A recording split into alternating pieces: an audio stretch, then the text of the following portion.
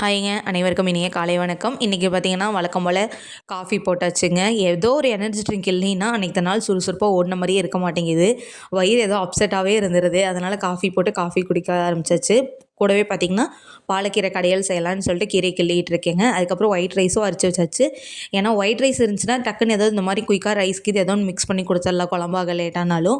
இன்றைக்கி பார்த்திங்கன்னா நம்ம சாரு காலையில் சாப்பிட்றதுக்கு வந்து கீரையும், அதுக்கப்புறம் லஞ்சுக்கு பார்த்திங்கன்னா மசாலா கார்லிக் ரைஸ் தாங்க. இது வந்து டேஸ்ட் வைஸ் சூப்பராக இருக்கும். ரெசிபி வேணுன்னா சொல்லுங்கள், நான் பின் பண்ணுறேன். நல்லாயிருக்கும், சூப்பராக டேஸ்ட்டாக சாப்பாடு.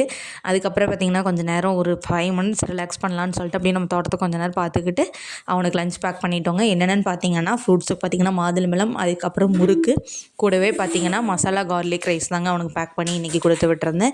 லஞ்ச் பாக்ஸில் பக்காவாக எல்லாம் பேக் பண்ணி சாரை வந்து கிளப்பி விட்டாச்சு. அவனை கிளப்பி விட்டதுக்கப்புறம் பார்த்திங்கன்னா அடை தோசைக்காக பருப்பெல்லாம் ஊற வச்சுருந்தேன். இது பார்த்திங்கன்னா எல்லாமே நம்ம விஷ் தான், நம்மளுக்கு என்ன பருப்பு தேவையோ அதை ஊற வச்சுக்கலாம். கூடவே டேஸ்ட்டுக்காக பார்த்திங்கன்னா ஜீரணத்துக்காக பார்த்திங்கன்னா சீரகம், மிளகு, அதுக்கப்புறம் வரமிளகா 3 போட்டு ஊற வச்சுருக்கேன். மிளகா காரத்துக்கு ஏற்ப போட்டுக்கோங்க.